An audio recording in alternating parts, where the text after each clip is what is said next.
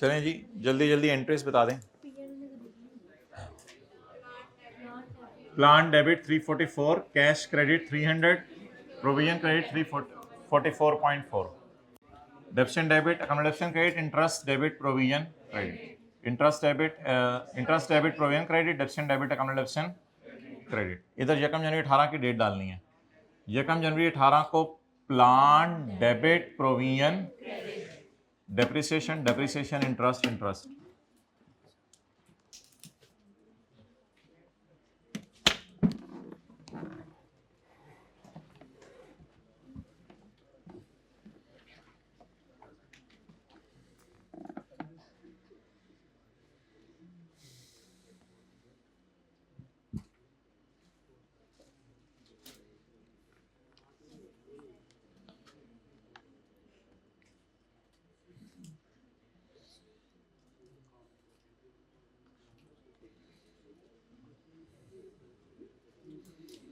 Ji my dear, वापस आ जाएं, पेज 347।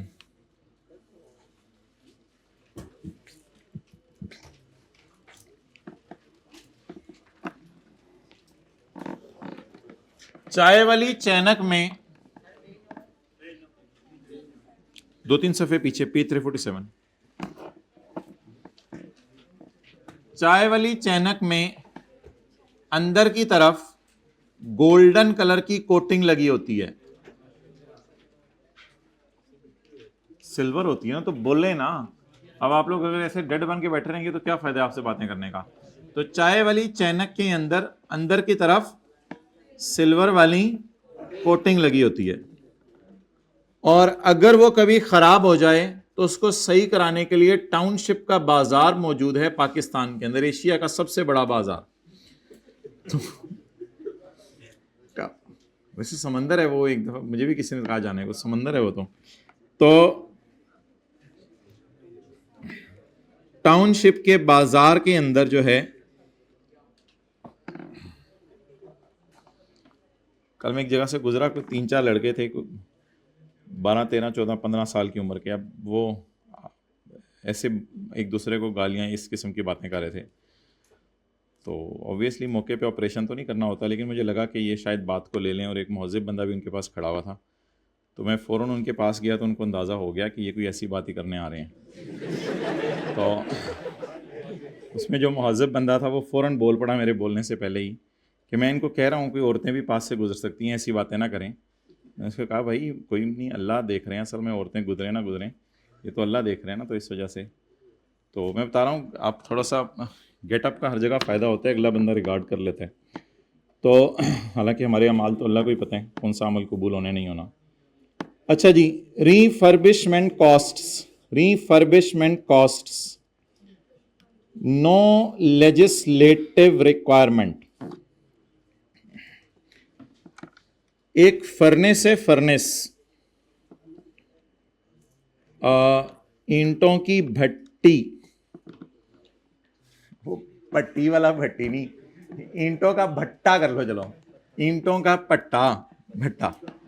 अब उसके अंदर एक लाइनिंग है, जितना अंदर तपिश होगी उतनी ईंट मजबूत होगी। तो उनके अंदर लाइनिंग है।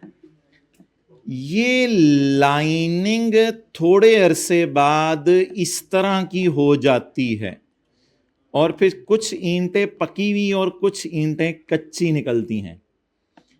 तो a furnace has a lining that needs to be replaced for technical reasons.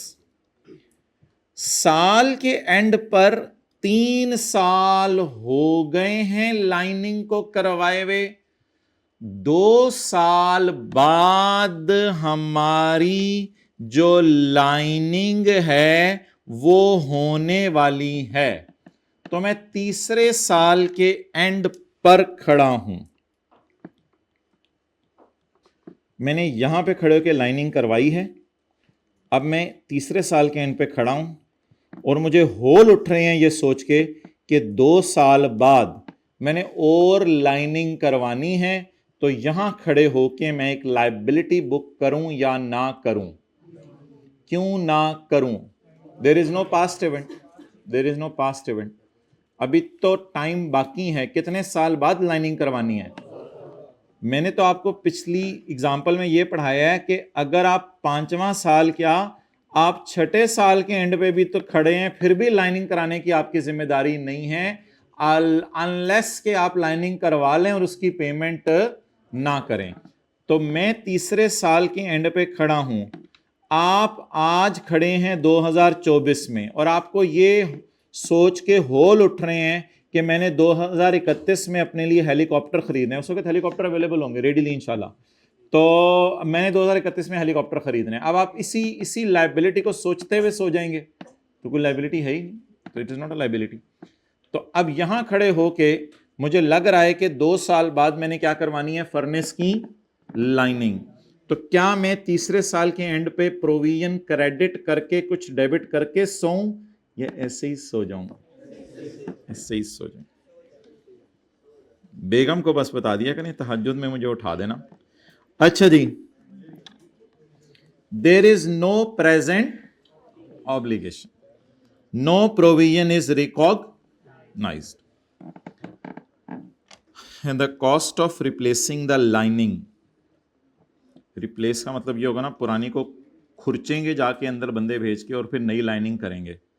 The cost of replacing the lining is not recorded as liability. इसको रिकॉर्ड ना करें भी लायबिलिटी के तौर पे, अभी तो तीसरे साल का एंड आया। Because at the end of reporting period, third year है ना हमारा, because at the end of third year no liability to replace the lining exists।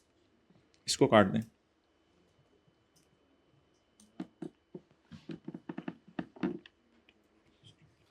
आगे भी काट दें, छोड़ें। नेक्स्ट,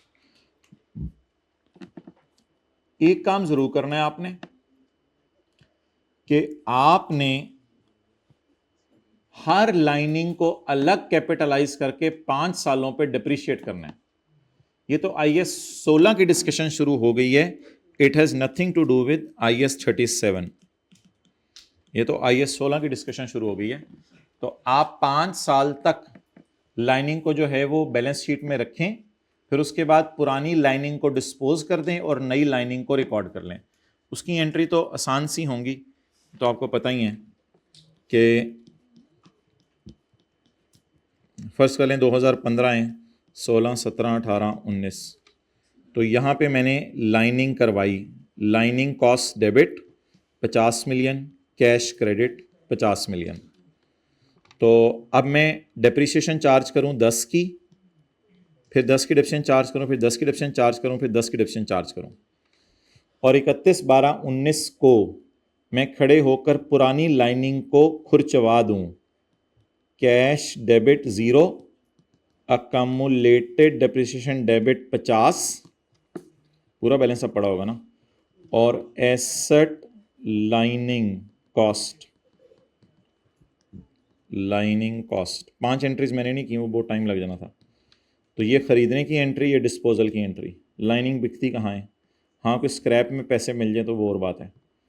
तो गेन लॉस 0 आ जाएगा, गेन लॉस 0 आ जाएगा। और उसके बाद या ये तो 31/12/19 को आप एंट्री कर देना, उसके बाद या 31/12/19 को, या 1 जनवरी 20 को, या 2 जनवरी 20 को, या 4 जनवरी 20 को नई लाइनिंग करवाएं आप।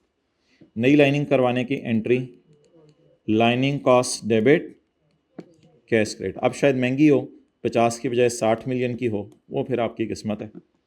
तो ये वाली अकाउंटिंग कहता है ज़रूर करें, इस पर मुझे कहता है एतराज़ नहीं, लेकिन इसमें लाइबिलिटीज़ कहीं नहीं आ रही। Instead of a provision being recorded, provision record ना करें इसकी, the depreciation of lining takes account of its consumption. Depreciation इसके इस्तेमाल होने को शो कर रही है। डेट इज, कंजम्पशन का क्या मतलब है? That is, it is depreciated over 5 years। The relining cost then incurred कौन सी हैं? अभी इनकर्ड तो 50 हुई थी ना, देन इनकर्ड कौन सी हैं? 60 अगर हों। The relining cost then incurred, और जो बाद में हो आर कैपी, इनको कैपिटलाइज कर लें 60 को, with the consumption of each new lining shown by depreciation over the subsequent are capitalized with the, बस इतनी अंग्रेजियां कहां याद करेंगे आप, are capitalise with depreciation over the subsequent 5 years। With की जगह ये लिख दें, are capitalised and depreciated over the subsequent. ऐसा सवाल आ सकता है आई कैप में। अब इसकी थोड़ी सी ये थ्योरी याद करनी पड़ेगी, क्योंकि ये प्रोविजन का सवाल नहीं है ना, IS 16 का सवाल है, तो इसकी थोड़ी सी अंग्रेजी याद करनी पड़ेगी।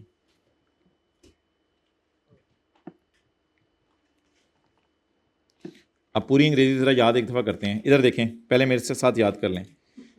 नो प्रोविजन इज रिकॉग्नाइज, ये तो आसान बात है ना। The cost of replacing the lining logic is not recorded as liability because at the end of third year no obligation to replace the lining exists. Instead of a provision being recorded, the depreciation of lining takes account of its इस्तेमाल। depreciation इसके इस्तेमाल को show कर रही है, that is it is depreciated over the relining cost then incurred, जो बाद में होंगी, are capitalized and depreciated over the subsequent 5 years।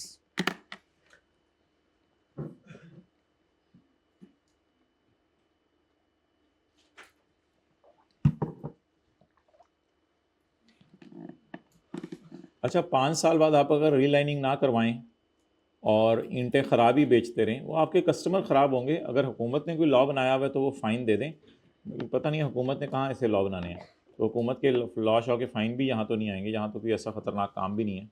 तो ठीक है, ख़राब ईंटें बेचें आप, अगला कस्टमर आपको कम पैसे देगा, वो आपकी मर्ज़ी है।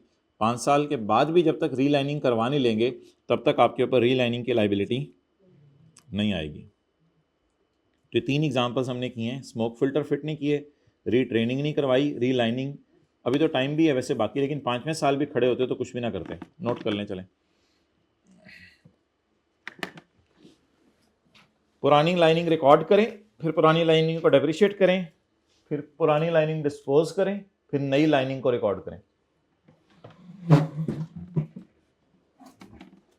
जल्दी नोट करें और अगली एग्जाम्पल पढ़ लें।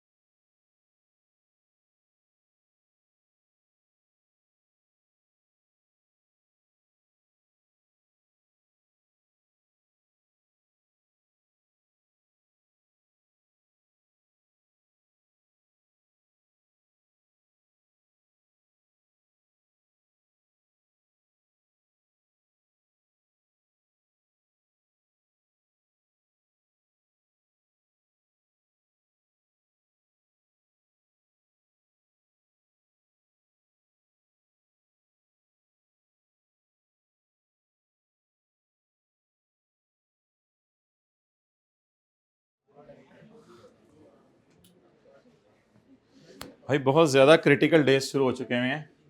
तो याद है हमारे ज़माने में कोई आपके तो सारा ऑनलाइन सिस्टम है, रोल नंबर स्लिप लेने, कोई फीस जमा कराने, हम इन दिनों में कहीं नहीं जाते थे, किसी ना किसी को घर में से ही जाना पड़ता था। इसके पेपर जो है वो सर पे आए हुए हैं, अब इनको बिल्कुल डिस्टर्ब ना किया जाए। तो कई दफ़ा तो यहाँ तक हो जाता था रोटी में सालन डाल के रोटी का शौरमा बना के खाना पड़ता था। इतने दिन करीब आ चुके हैं हमारे। ओके, एग्जाम्पल 11B, मैं सीरियसली बता रहा हूँ, बहुत बहुत ज़्यादा दिन करीब आ चुके हैं, तो बिल्कुल टाइम नहीं है। रीफर्बिशमेंट कॉस्ट्स, ठीक है, ऑब्वियसली मैं ज़्यादा बात नहीं करूँगा, एक दो और बात की तो कुछ लोगों ने उठ के पढ़ने चले जाना है। रीफर्बिशमेंट कॉस्ट्स, एक जहाज़ है, आंखें बंद करके विजुअलाइज करें। जहाज़, क्या जहन में आया है? दो टांगे, हाथ दो, जहाज में कह रहा हूं, जहाज परों वाला एक जहाज है, उसके ऊपर लीगल ऑब्लिगेशन है कि वो अपने आप को, यानी उसकी कंपनी ओवरहॉल कराए its aircraft once every 3 years। तो पीआईए वालों के लिए जरूरी है कि तीसरे साल के एंड पर जितनी सवारियां बैठे जहाज में उन्हें कहें जरा उतरो, फिर सारे जहाज के पेच पूछ खोलें और खोल के दोबारा जो है उनको बंद करें। इसे कहते हैं ओवरहॉल। तो ये एक मेजर रिपेयर भी कहते हैं इसको, मेजर रिपेयर आप कर रहे हैं, ओवरहॉलिंग कर रहे हैं, ये लीगल रिक्वायरमेंट है। भाई ये तो कॉन्सेप्ट दे रहा था, सवाल वाले ने तो ये भी नहीं लिखा हम कहाँ खड़े हैं, तो मैं सवाल को बेहतर कर रहा हूं। We are standing, no let me बना, we are standing at end of 3rd year। हम तीसरे साल के एंड पे खड़े हैं, और अगर अगले साल जहाज उड़ा दिया तो बंदे भी उड़ने का खतरा है।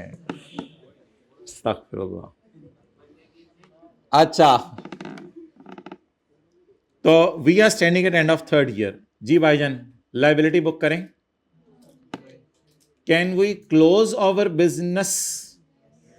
क्या हम बिजनेस बंद कर सकते हैं जहाज को ओवरहॉल कराए बगैर? जी बिल्कुल कर सकते हैं, कोई मसला नहीं। स्टैंडर्ड बड़ा वाजे तौर पे कह रहे थे, entity could avoid the expenditure. आप एक्सपेंडिचर को अवॉइड कर लो बाय सेलिंग द एयरक्राफ्ट। वो वाला जहाज ही बेच दो, अगला कराए। यू कैन अवॉइड दिस खर्चा। वो बात जो मैं लिखना नहीं चाह रहा था वो फाइनली उसने लिख ही दी, कहते हैं बिजनेस बंद कर दो। अच्छा, लेकिन जो इससे पहले हमारी लाइबिलिटीज थी वो बिजनेस बंद करके अवॉइड नहीं हो सकती। वारंटीज की लाइबिलिटी बिजनेस बंद कर दें तो भी अवॉइड नहीं हो सकती, क्योंकि वारंटी कार्ड इश्यू कर चुके हैं आप। अगर आपकी फैक्ट्री के अंदर फायर है, भाईजान स्टैंडर्ड को इजी ना लें आप, जो लेवल ऑफ टेस्टिंग उसका हो गया है, उसके दिमाग चाहिए। इसी तरह जो एम्प्लॉइज को आग लगी थी और उनकी डेथ हो गई थी, वो आप कारोबार डॉलर से लेके हम कारोबार बंद कर रहे हैं, तो हुकूमत उनको माफ कर देगी? ये पैसे कभी भी नहीं माफ करेगी। लेकिन अगर कॉलेज वालों को आईके वाले कह रहे हैं अपना कारोबार बंद कर दो, वरना जो है वो आप ऊपर छत बनाओ, हम नहीं छत बना रहे, तो क्या छत बना के जो है वो हमें वो कैंटीन बना के जो है कारोबार बंद करना पड़ेगा? कोई जरूरी नहीं है, कोई जरूरी नहीं है। तो ट्राई टू अंडरस्टैंड कि पीछे बात क्या चल रही है। तो यहां पर जो इवेंट बनता वो ओवरहॉलिंग बनता। तो ओवरहॉलिंग मान रहा हूं मैं तीसरे साल के एंड पे बाइंडिंग है, लेकिन इसकी लायबिलिटी तब तक रिकॉर्ड ना करें जब तक ओवरऑल हो ना जाए। हां, क्योंकि ये एक लीगल ऑब्लिगेशन है, तो अगर आप तीसरे साल के एंड पर ओवरहॉल किए बगैर उड़ाते हैं, जो कि शायद उड़ा भी दें कुछ एयरलाइंस वाले, तो फिर फाइन्स आपको देने पड़ेंगे, फिर भी ओवरहॉल की लायबिलिटी किताबों में रिकॉर्ड करने की जरूरत नहीं है। तो दुनिया के स्टैंडर्ड्स में लिखा हुआ है there is no present obligation, इस वक्त हमारे पे कोई जिम्मेदारी नहीं है, हालांकि तीसरे साल का एंड आ चुका है। वो मैंने सवाल बेहतर किया है। Conclusion, no provision is recognized. The cost of overhauling aircraft are not recorded as a provision for the same reasons as discussed in example 11A। कहते हैं वही रीजंस जो ऊपर वाली हैं, लाइनिंग कराए बगैर कारोबार बंद हो सकता है। Even a legal requirement does not make the cost a liability। Legal requirement भी इस कॉस्ट को लाइबिलिटी नहीं बना देगी, because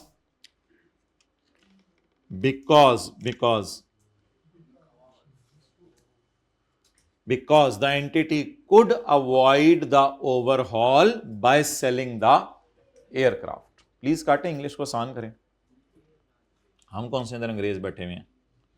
even a legal requirement to overhaul does not make the cost of overhaul, of overall बार बार क्यों लिख रहे हो यार, तुम पागल हो गए, आसान रखो फिक्रा। Even a legal requirement to overhaul does not make the cost a liability. Why?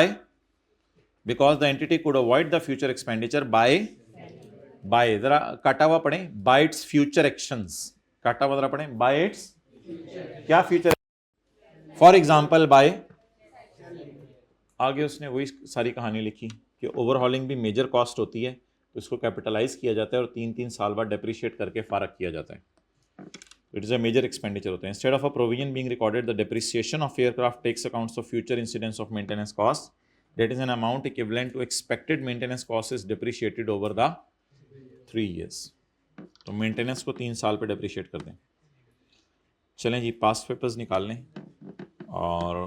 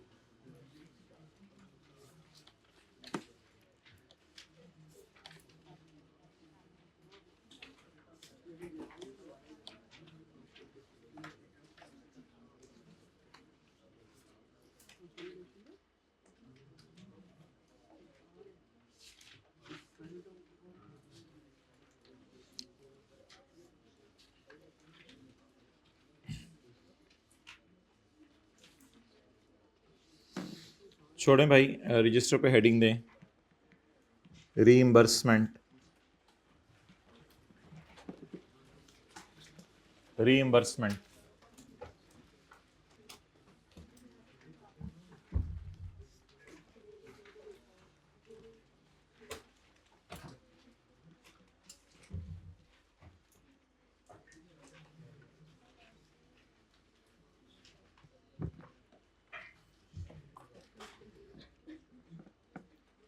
ये मैरिज हॉल है और ये उसके कस्टमर्स हैं, बाराती फर्ज करें। हाँ, मैरिज हॉल में खाना खाने के बाद 10 लाशें पड़ी हुई थी। यार सवाल आ रहे हैं, अभी मैंने बताया था 10 डाइड, एक सवाल, अजीब बातें करें आप, या घर पहुंचते तक 10 जो भी है।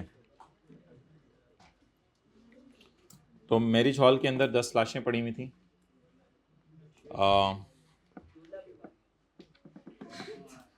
और कुछ करवाने?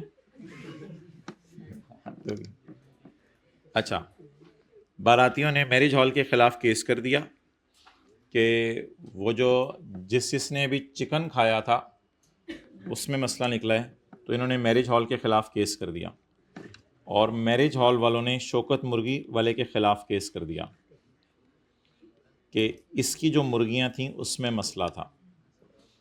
मसला हमारे खाने बनाने में नहीं था, हमने तो बिल्कुल फ्रेश मसाले डाले थे बागों से लाके, हमारा खाना बनाने में मसला नहीं था, इसकी मुर्गी में मसला था। तो ये हमारी एंटिटी है जिसकी हम बहस करेंगे।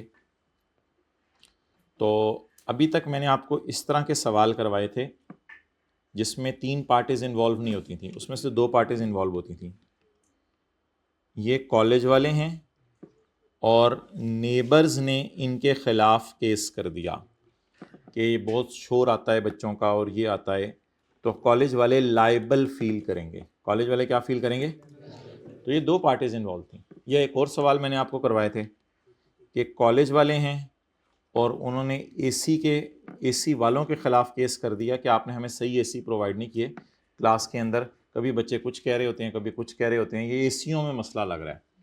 तो कॉलेज वालों ने एसी वालों के ख़िलाफ़ केस कर दिया। तो ये एसेट साइड है, ये क्या है? तो तो यहाँ रिसीवेबल बुक करेगा कॉलेज अगर वर्चुअली सर्टन है। तो अभी तक जो मैंने आपको बात करवाई थी वो ये की थी, हर सवाल में दो पार्टीज इन्वॉल्व हो रही थी। एक सवाल हमने किया था जिसमें डिसीज्ड फैमिलीज थी, वो केस कर रही थी हमारे खिलाफ, और या गवर्नमेंट थी वो केस कर रही थी हमारे खिलाफ। ये तीन पार्टीज नहीं थी, वो दो अलग अलग पार्टीज थी, हमारे खिलाफ ही केस कर रही थी। और एक सवाल हमने किया था जिसमें हमने किसी से मटेरियल खरीदा था, वो इंफीरियर क्वालिटी का था, घटिया क्वालिटी का था, तो हमने उसके खिलाफ केस कर दिया था।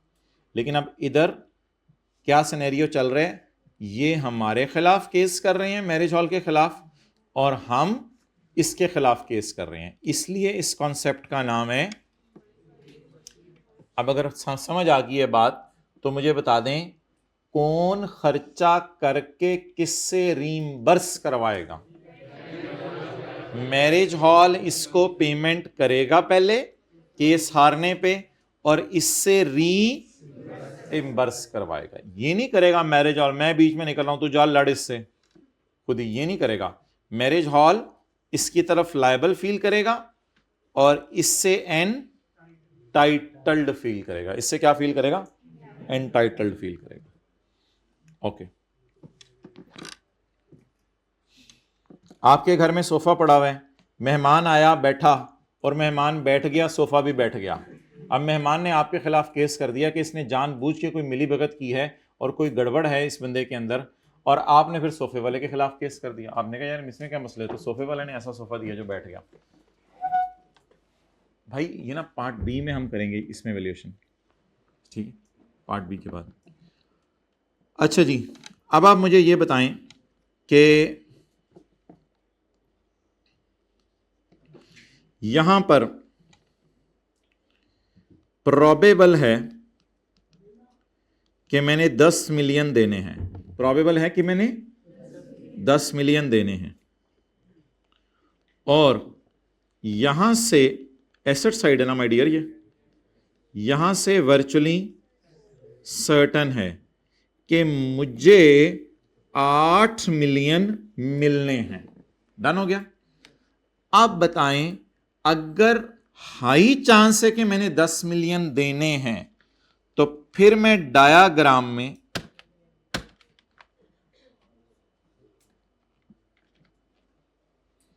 वही वाली खोलनी है।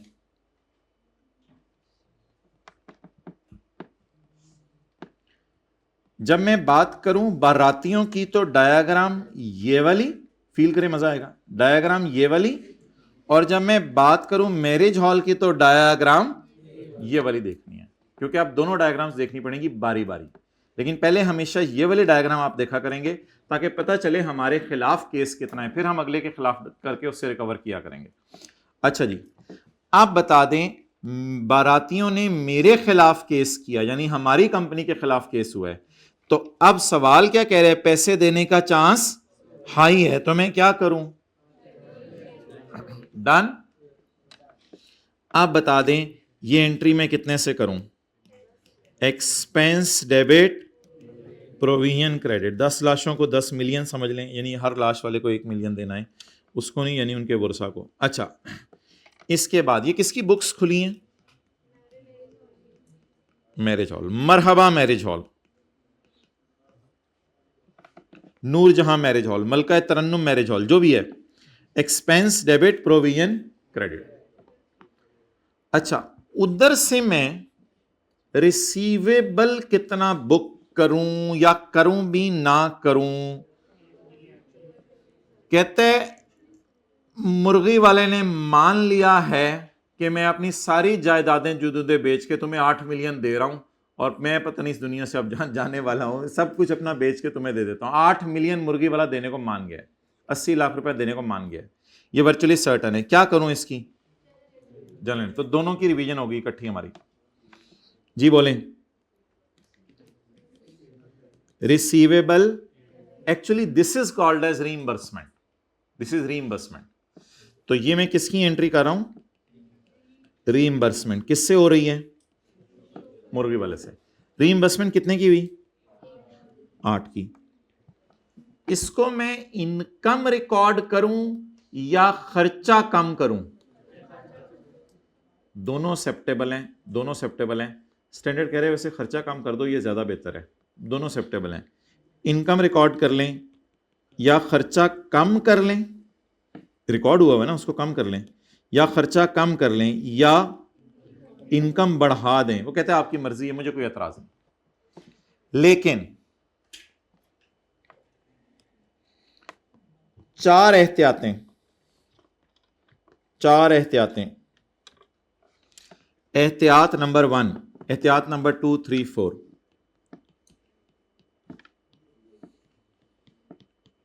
P&L में कहते हैं इजाजत है नेट करने की, खर्चा, खुशी, गम दो।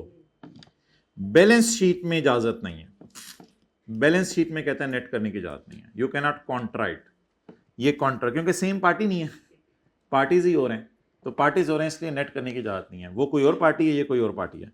बैलेंस शीट में आप रिसीवेबल शो करें 8 का, और नहीं लाइबिलिटी तो नहीं, अनसर्टन होती है ये, प्रोविजन शो करें 10 की।